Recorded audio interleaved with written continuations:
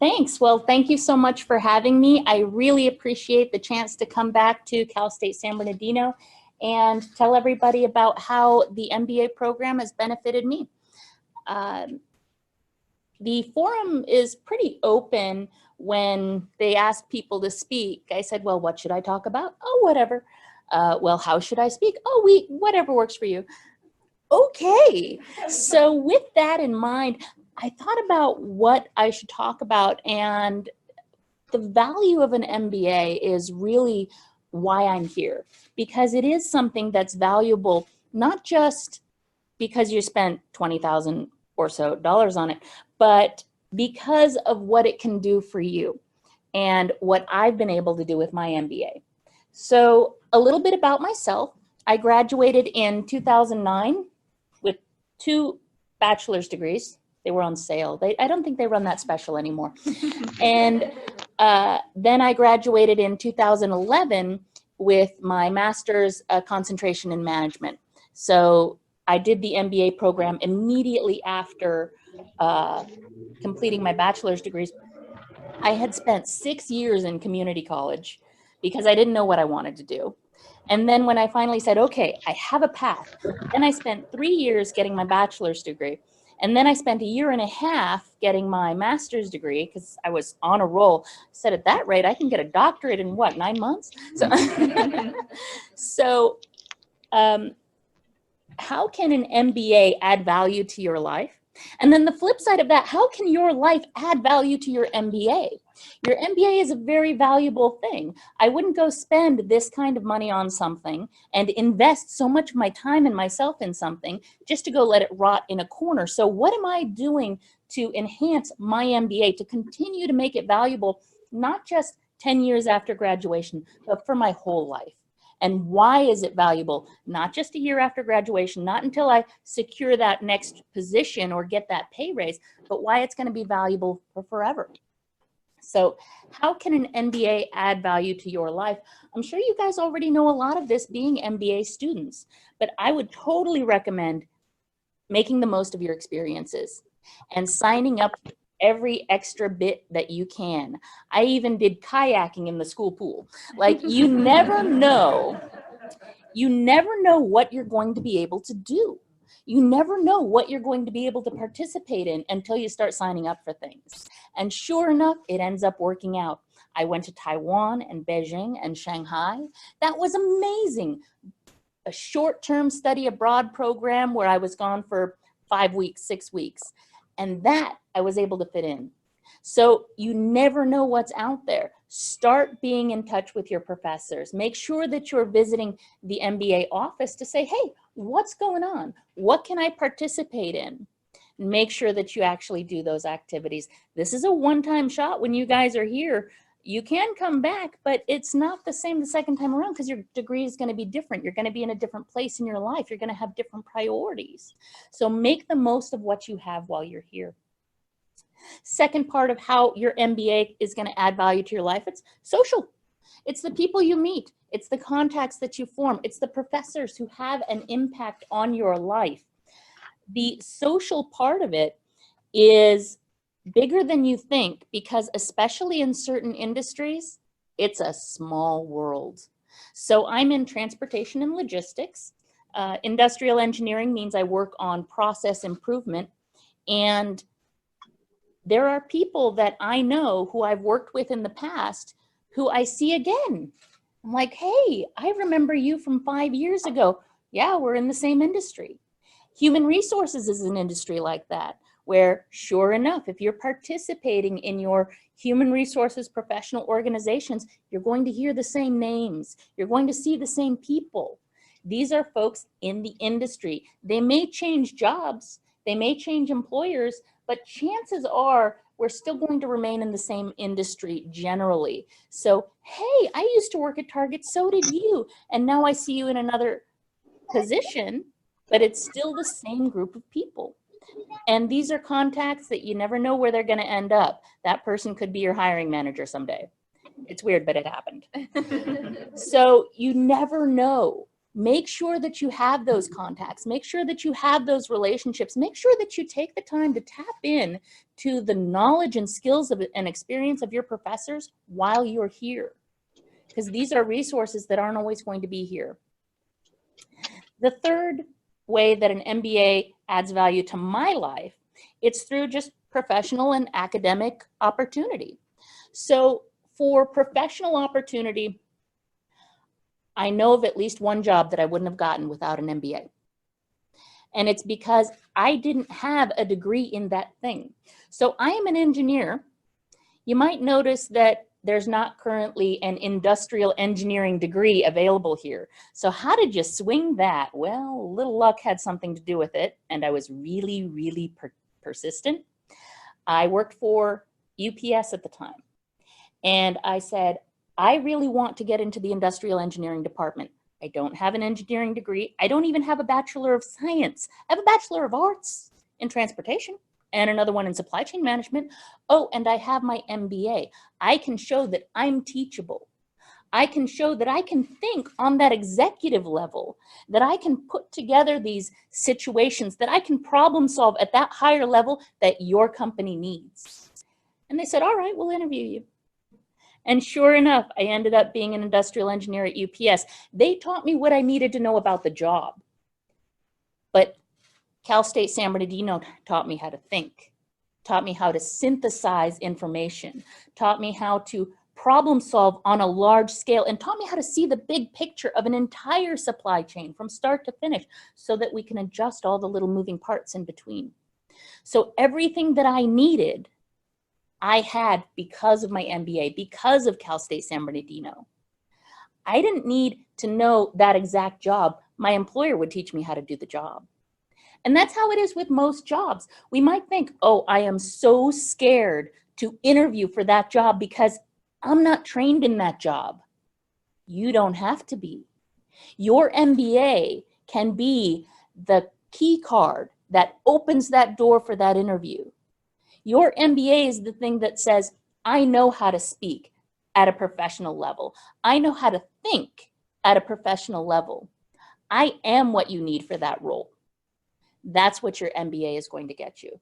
And then you can tell your employer, yeah, I understand that you might see some gaps in my experience in this particular area, but I fully expect your company to train me in those areas.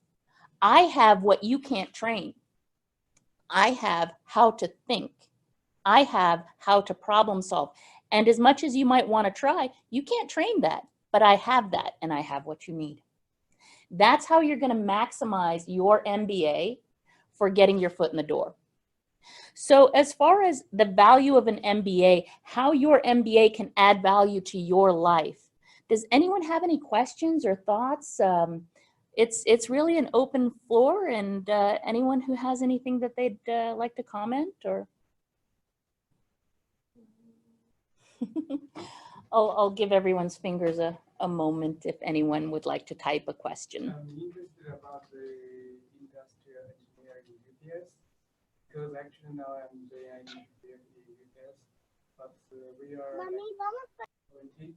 And they said we have a chance to go any other department. But basically, I'm interested in BD mostly. And for industrial engineer, they like, because now in here, my major is MBA focused on business intelligence. Yes. So like that department, do they involve something like business analysis or something? Yeah. In UPS, they have a department that's operational excellence. And operational excellence is this wonderful bridge between BD, which is business development, and industrial engineering. So operational excellence will engineer a solution to a customer's very specific problem. And I think that that department could be the bridge that you're looking for, something that stretches between just business development. How can I sell you something? To operational excellence, what can I do for you? And really kind of raising the bar to not just sell people things, but to engineer solutions, something that's really going to have a solid impact for that customer. And that would be a great way to sell yourself and say, hey, can you let me into OE, operational excellence, or engineering. And you can always say, this is what's going to make me a better salesperson in business development, because I'll have an understanding of what we can actually do. What is and is not possible as a company for UPS? What can we do? How can I think about a solution for a customer in a mathematical, logistical, supply chain kind of way so that we can really provide them the best possible service? But I would totally recommend trying to get some time with industrial engineering, even shadowing an engineer for a day, or operational excellence, the problem solvers. Thank you. Anyone else? No, they were asking Yeah. I tried to Yeah, recap that. you did a great job. Okay. You talked about the like integrating yourself into the school, into all the events. How do you maintain the relationships? Sometimes you don't. Sometimes you do. It really, every relationship, whether it's academic, professional, totally personal, it really is up to you to maintain. Some relationships we choose to let fall by the wayside. I'm saying be very aware of what relationships could lead to something in the future. And a great way to kind of leave the door open to a relationship that, like, hey, little touch base, hey, you're an acquaintance, is honestly social networking. So I totally recommend LinkedIn. LinkedIn is a wonderful way to maintain professional associations. It's the Facebook of business. You really, really have to have a LinkedIn account if you have any kind of business pursuit going on, whether it's entrepreneurially, whether it's, you know, just working for a corporation, because that's how people are going to know you without getting to see pictures of your children or what you ate for breakfast. So, you know, you can keep that on LinkedIn and keep it professional in a way that says, hey, I'm still around. And it's through LinkedIn that I've actually gotten back in touch with a lot of people. Besides, you know, just casually running into people and going, hey, we went to college together. What are the odds? So there are some relationships that I wish I had been more intentional in maintaining, especially with certain professors, because I think, man, that person was really valuable in my life.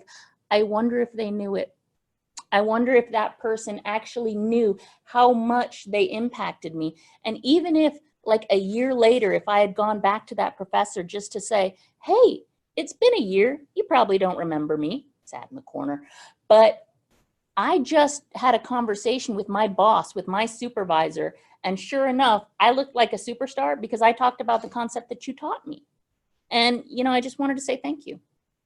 And so those are the kind of intentional relationships that I wish I had done more to maintain. But keeping an open door is really important. Getting in touch with people on LinkedIn, recognizing that some of the people that I'm in a group project with might end up being in the same industry as me later on. And so maybe I should remember their name. Maybe I should remember a little bit more about the people that I'm spending all day with. So that's just my experience and something that I wish I had done a little bit better. So as far as how can your life add value to your MBA, there is nothing in my life that I could spend $20,000 on and then just not do anything with it later. Like, imagine I bought a car, which is totally reasonable, a really nice car for that price, and then I parked it in the dirt and let it rust. You'd think I was crazy, because I would be. So what are you doing to polish up your MBA? What are you doing to keep your car nice? Even if you're still making payments, even if you're still in college, what are you doing to invest in your investment? What are you doing to maintain that? Because you can do stuff to maintain this. This is a huge investment. So I got 3 pieces of advice: mentorship, professional associations, and having a professional network. So as far as mentorship, be intentional. Be intentional. If there's somebody, whether it's a professor, whether it's maybe a student who's a year or 2 ahead of you, maybe it's a student who's the same as you, but in their line of work, they happen to be a senior at a corporation. You're like, wow, every time that person speaks, I am just sucked into what they're talking about. I want to learn from this person. Just ask. Just ask, hey, you know, I was getting advice from someone and they really said that I should have a mentor. And I've been thinking that that was actually a really great piece of advice. Would you like to be my mentor? I know it's kind of weird asking, right? It's okay to be weird and awkward. It's okay. They're going to feel the same way about it. That's fine. Because they're going to say, yeah, you know what? I've been looking for the opportunity to really kind of help somebody out. I remember how much I would have enjoyed having a mentor when I was in college. Yeah, let me get you my number. I'm going to call you. You call me. We'll talk like maybe once a week. This is not like a huge investment. This is not, I'm demanding 20 hours a week from you. No, no, no. This is like, we're going to text message. I'm going to email you an issue. I'm going to have you check over my resume before I submit that to that company, just cuz. This is, I have a puzzling problem at work and I can't seem to wrap my head around how I'm going to motivate this employee. Be intentional about mentorship. But there's a flip side to that. If there are people that you feel the need to, you know, mentor, or if there's someone that, a group of people that you want to open yourself up to, you can say, hey, I just want you guys to know, you freshman class, if anyone's looking for a mentor, I'm a senior, I'm on my way out, you know, let me know. Let me know if anyone's interested and I'll squeeze in a little time. By the way, the people who you probably most want to be your mentor are probably the ones who have the busiest schedules, because they are generally very successful individuals who are doing lots and lots of things. Don't let that stop you. Ask anyway, and be intentional about asking. And if they say no, okay, moving on, no loss. Ask someone else. So the second thing is professional associations. Every single kind of interest or career that you could possibly have has some kind of professional association that goes with it. I looked up transportation and supply chain, and there's no less than 6 professional associations associated with that. So find something that interests you. Sign up. Totally get your money's worth out of those much, much smaller student fees, because a lot of these are saying, oh, you know, it's a $200 a year membership, but 20 bucks for students. All right. I made use of that. I actually signed up for a couple in the last couple of months that I was a student, and I still got the student rate for a year, So do that. Sign up. And it doesn't have to be all of them. Pick one. Pick the cheapest one. I don't know. Pick whichever one that interests you. For me, it's the Industrial and Systems Engineers. There you go. Goodness gracious. Pick your alphabet soup. It's out there for you. And go ahead, sign up. Don't just sign up. Get the publications, right? The publications are so valuable. Besides having something to look at besides your phone when you're sitting down, right? Have publications so that you can see the pictures of what's going on in the industry, so that you can read the articles about the latest and greatest trends. Are you familiar with the latest packaging machine that could save your building, right? It might be worth it to get a white paper and read about that, about what a business is doing. It might be worth it to reach out to some people who are on the mailing lists that they provide. Make the most of your membership. Participate. Find out when the next gathering is. Being close to Los Angeles, there are a ton of ways to meet real people in your industry. And those could be the next hiring gig. Those could be the next gateway. Those could be the next foot in the door for what you want to be doing. Because a lot of times people within a company will know about an opening long before it hits the interwebs and you find out about a job posting. They're going to know about this. They're going to know, hey, in 2 months, so-and-so's leaving. We're going to have an opening for an entry-level supply chain manager. You'd be perfect. Let me get your card. I'll put you in touch with my hiring manager. There you go. That's how life works. Now, the third part of this, which is professional networking, right? They're going to Google you. Anytime you put in a job resume, do you think they don't look? Of course they do. So are you aware of what recruiters are going to find? Have you, brushed your hair and brushed your teeth, so to speak? Have you bothered to put out a presentable face to the people who are going to hire you? And there's a really, really, really easy way to do this. LinkedIn. I know I already said it, but it's true, because as soon as people Google my name, they come across my LinkedIn profile, they usually stop digging. They're probably not going to find the random pictures of breakfast on my Facebook page, but they will notice my LinkedIn profile. And I have to tell you this story because this actually happened. This is how I got my job at Kohl's. So I was working at UPS. I was working nights.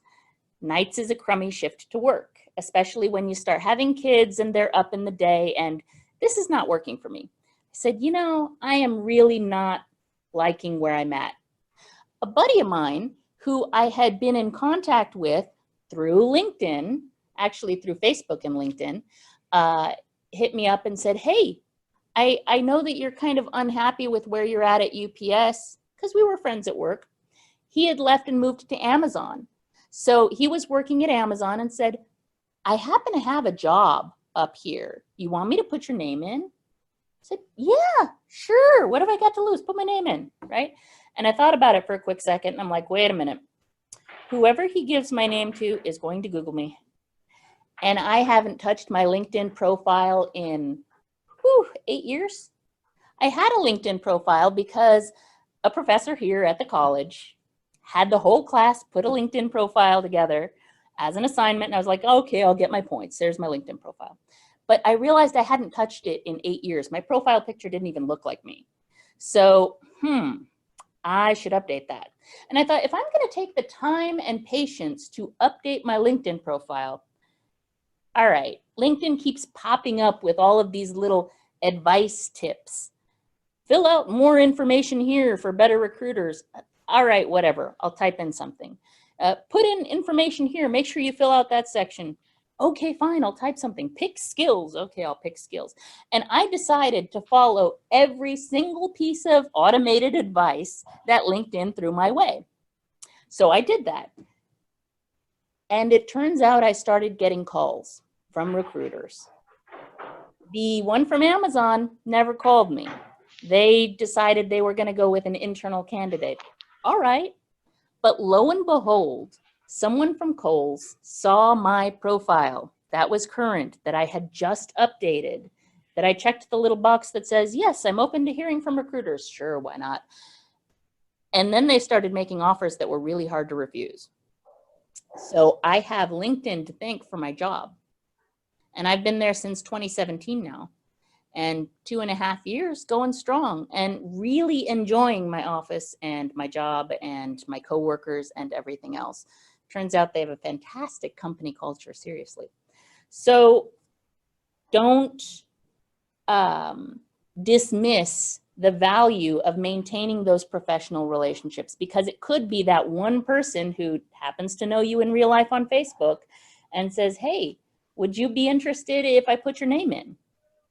And it's that one time that you update your LinkedIn profile, and sure enough, they happen to see your profile and say, hey, would you be open to an interview? So there you go. So that's how you can add value to your MBA. Get on LinkedIn, get some professional associations, participate in those, go to networking events for that stuff, get a mentor, be intentional about your personal development, and also document your successes. If you don't have a working draft of your resume, make one. Because I realized after the fact that I couldn't remember some of the amazing classes that I had taken. I couldn't remember some of the awesome projects that I had done. And this was like 2, 3, 4 years after I finished my degree. I'm working on my resume. Like, wait a minute. I have some blanks. I know that I did amazing stuff in this category that would be just the perfect thing to put in my resume to show I at least know what I'm talking about. But I hadn't been documenting my successes through college. I actually had to go look at an old transcript to remember the name of that class for project management, because on your resume, just saying, I took a class on project management doesn't really help. You need the official title of that. So it was really great for me to document my successes after that point, after I learned my lesson, maintaining that working copy of my resume so that when a recruiter hit me up, I actually had a current resume to send. It wasn't like, I'll get back to you in 2 days. It was, hey, you need a current resume? Give me 5 minutes. Type something up, you know, a little adjustment here and there, make sure that it's got the proper job title on it. Okay, there you go. Because it was already ready to go. So have a resume set to the side somewhere in your folders that you can update, that you can say, oh yeah, I took this class. Oh yeah, I did this thing, right? Get that list of experiences going so that you can have that, so that you're remembering these successes that you're having in school. So that is how your life can add value to your MBA. Any questions, thoughts, jokes? So doing my MBA would focus in supply chain and cybersecurity. Woohoo! I am a part of various trade associations, APEX, DMA. APEX is great. ISM. Yep. So in lieu of experience in a particular field in supply chain, is there anything that we could do that could make up for that? Or would the MBA by itself speak for itself? The MBA does speak for itself, but never dismiss an opportunity to add more if you can. So if you're doing more, say so. Don't just leave it on your resume as, I have an MBA. No. If you're doing more, put that on your resume too. If you're participating in things as part of your membership in the associations, say so. Attended 15 hours of additional training through APEX. All right, well, 9 of that was because I went to the networking meeting and listened to a couple of speakers. Who's counting? That was 15 hours altogether. So include it. Find ways to put that in there. Find ways to say, I am using this to develop myself. I'm developing myself because I want to be the best I can be for your company. I am the best in progress. And so that's why you need to hire me. That's why I want to work for you, is because I'm willing to go that extra mile. I'm willing to be moldable and shapeable. I'm willing to not just show up and say, oh yeah, I got a degree, I'm good. But I'm willing to acknowledge where I need to do more. And I'm willing to get some additional training on that. And those are all valuable things that, that can add that little something else. So regardless of how you're participating in your associations, you can find a way to put that on your resume. My resume has a line in there about, I stay up to date on the latest trends in my industry. Okay, so I subscribe to a couple of magazines. That's what that is. They're free. But it's true that I actually read them. I'm actually informed on what a couple of companies are doing in automation. So I can speak to that. If it comes up in an interview question, that's the thing. Can you actually talk about it? So if it came up in an interview question, hey, you say you stay up on the latest trends, I can actually name a couple. I can say, yeah, have you seen the AutoPack machines that are amazing? They fold boxes and do some other wonderful things.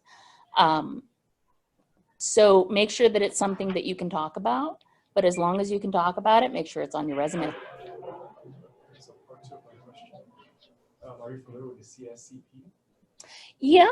How much weight do those certifications weigh in the real life? Industrial engineering is pretty much the only engineering function that doesn't require a certificate, that doesn't require a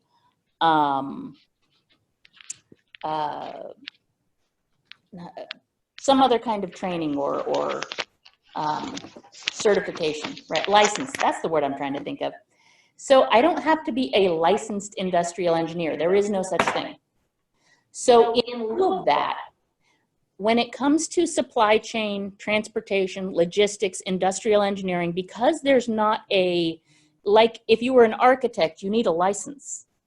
Because there's no license for industrial engineering, other companies have stepped in and said, hey, you know, I know how to make sure you're hiring the best industrial engineer because they have this extra certification.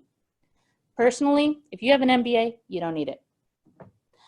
Because that's really for showing that you have additional education, that you are teachable, that you are up on the latest trends. You don't need that for our industry if you've got other training, if you've got other experience, if you've got something else that you can put on your resume instead.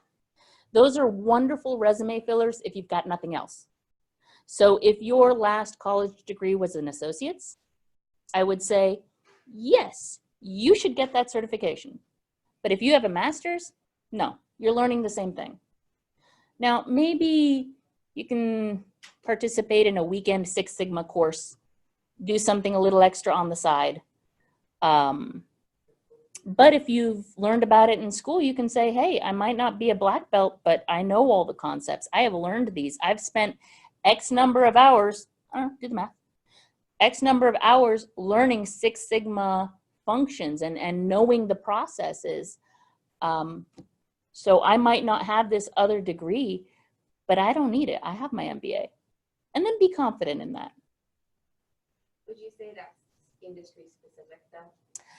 Yes, those kind of extra certificates that he's talking about, the CPIM, CS, yeah. CM. Yeah, the CSCM, it's a supply chain certificate that certain companies want to try to sell you. So, hey, you're going to school, you have a degree, you need a certificate from us. But it's really only because in the areas of supply chain, in the areas of operations management, there is no higher power saying, okay, you're certified. You know, there is no license for industrial engineering. And so it's just a way to prove your chops. But if you've been in the industry, you're good. So like it wouldn't apply to like accounting and CPA or like, you know, finance and CFA and all that stuff. Right. Because in those fields, you have to have that certification in order to do your job. But because there's this big black hole where that governmental certificate does not exist, a bunch of other companies have figured out how to make a buck.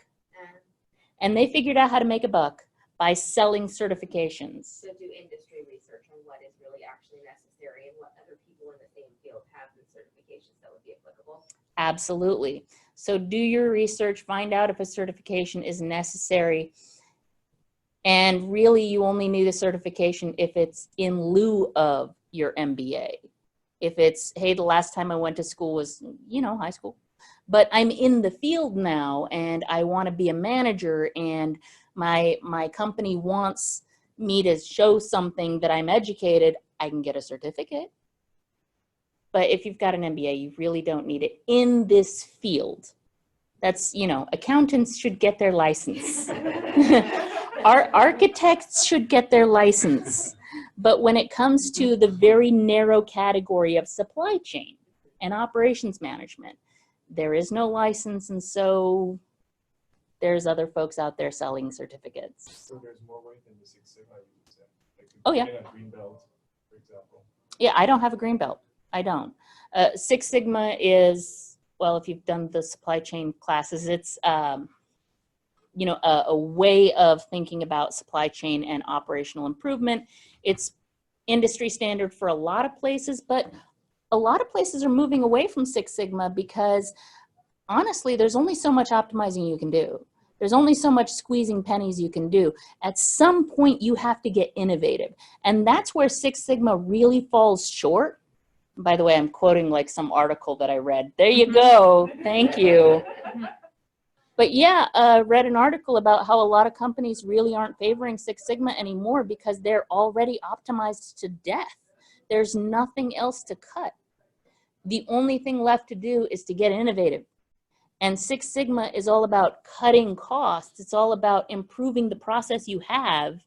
Well, at some point, we've got to invent something new.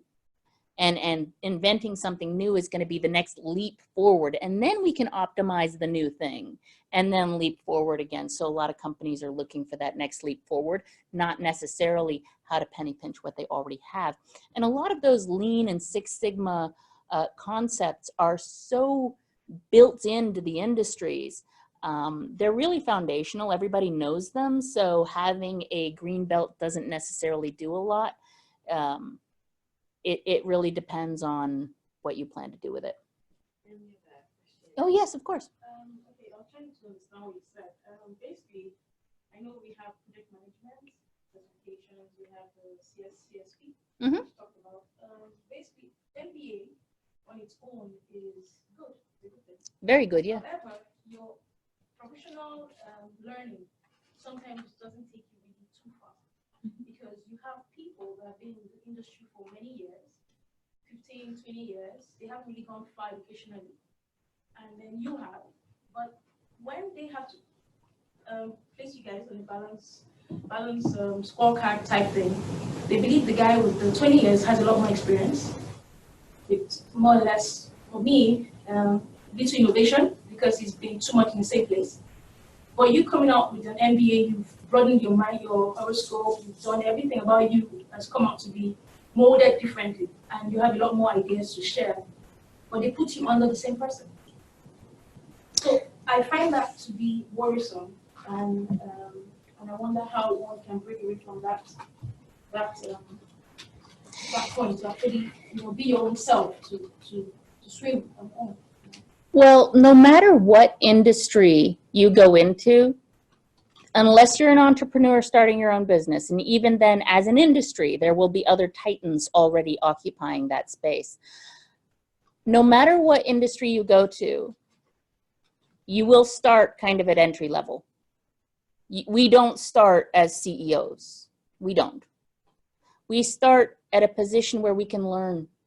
And the best thing that we can say about our MBA is, I can be innovative and teachable.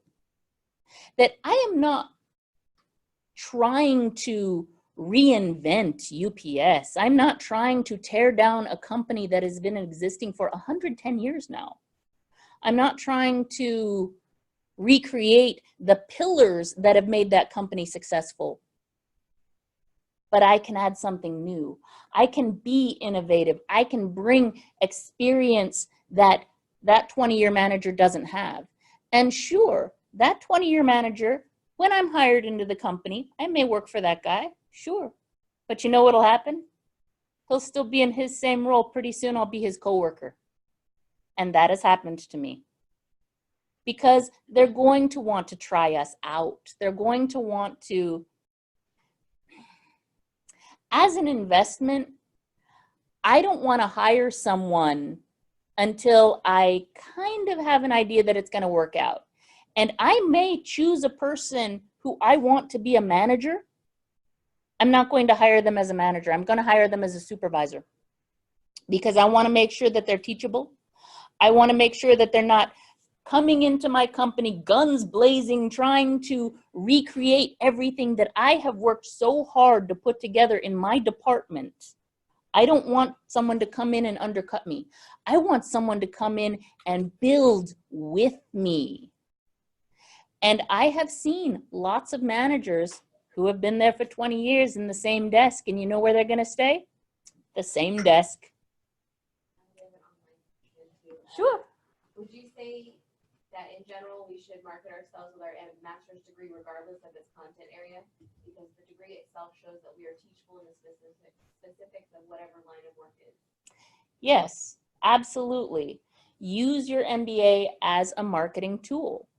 But that being said, you should know kind of a direction that you want to go with it. I mean, it's not going to get you into everything. My MBA, combined with the fact that I had, been slinging packages at UPS, that's what got some doors open for me. So find what you can add to that. And as much as you can add to that, in the industry that you're looking at. That's what's going to get you there. So leverage it in. Leverage. Right. Exactly. I wanted Exactly. to second that too, because I was just talking to a completely different industry worth of HR recruiters, and they said exactly the same thing to me last night. They said, we're going to bring you in. If you've got your MBA, we know what you can do. We're going to bring you in at an entry-level position so that you can learn the position. But the people who are experts in that position are going to stay in that position, and we will move you up to management because we'll need you using your skills, managing multiple things, not just being an expert in that area. So they said that the CIA actually said the exact same thing last night. So absolutely, industry cross. Yeah, it really is. And being teachable, being someone who can think through problems, being someone who can analyze an entire set of problems and the dominoes that it's going to touch, both before and after, being able to see the big picture, these are skills that we learn here. And you might hear some crazy statistics about like, oh, 90% of what you learn is going to be outdated by the time you're out of school. And people make up statistics all the time. The thing that will never go out of date is how to think and how to learn and how to analyze and then synthesize information and synthesize, the results that you're trying to get. So that's what's important. That is what that 20-year manager in that same desk doesn't have. And that's why you'll be his coworker in no time. And let me tell you, the level of awkwardness, never be like totally rude to your boss because you'll be their coworker. And it happened to me where that person ended up working for me. So good thing we were on good terms. So good times. Yeah, you never know where it's going to go. Absolutely leverage your MBA and don't be afraid to pursue something that might not be an exact detailed match for what you got your MBA in, because you can leverage that to do something new. And companies are aware of this. They know that they're going to teach you the processes and they're going to teach you the how to do the job. They can't teach you how to think. So, all right. Any other questions? Any other? No? Can I say leveraging also includes doing other certifications? Because the certifications too are like boosters. It just exemplifies you in a different way. Yes and no. Yes and no, because it really comes down to partly a financial decision. And some of those certifications are $1,000, $2,000. So fresh out of school, it will be a repeat of what you just learned. However, I am 10 years out from my master's degree. For me, recruiters are going to ask, what have you done lately? So for me, I need to make sure that I'm polishing my 10-year-old car, that I'm keeping it tuned up. So for me, maybe not a certification, because I do still have a ton of industry experience. If I was going to try to pivot into a slightly different field, like I'm very into industrial engineering, if I really wanted to pivot and get more into transportation or supply chain, it might be helpful for me to have that extra certificate now that I'm 10 years out from my degree, to say, hey, here's what I've done recently. But when you're so close to just getting your MBA, it's not really as value added. Now, I would say that maybe getting a green belt in Six Sigma might be, if you're going into that, because honestly, you can get those for like $100. So maybe. Does it matter where you get it from? Groupon has a coupon. It only matters where you got it from if you intend on saying that on your resume. So if you want your resume to say, oh yeah, it was underneath this amazing professor who's well known in the industry, cool. But if you want to do a weekend seminar, do a weekend seminar and then just have it on your resume that, hey, I'm trained. And then when you get that question in your interview, oh, I see that you got your green belt certification. That's fantastic. Can you tell me about that? Talk about how you use the information, not how you got it. So that's some advice. And you can say, yeah, I took a really, really intensive course, and you know, it was a shorter course, but I had to work really hard to really put all of these concepts together because it was a very close-knit, smaller class. I have So, a question. sure. So something you've mentioned that some of our alumni have not brought up before, and I don't know why we've actually never suggested, is work culture. So you talked a little bit about how you made the switch and you were looking for the switch because of, I guess, not a fit with the work culture. Can you talk to them a little bit about those options and how the work culture may not have been right for you, but it might be right for someone else? Really, you got to find something that fits your values. And it is totally a personal decision. Now, everyone, when they're little, when you're in elementary school, even when you're in high school, we have this thing about, oh, I'm going to do what I love. I'm going to do what I'm passionate about. No. Okay, I work in transportation and logistics. There is nothing sexy about transportation.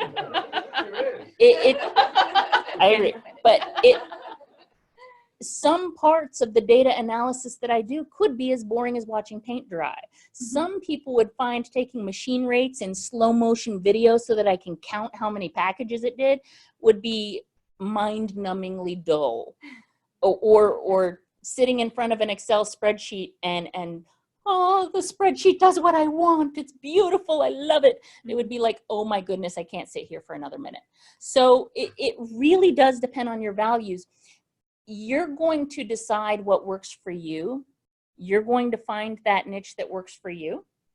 Don't be afraid to go looking for something that works for you. On the flip side of that,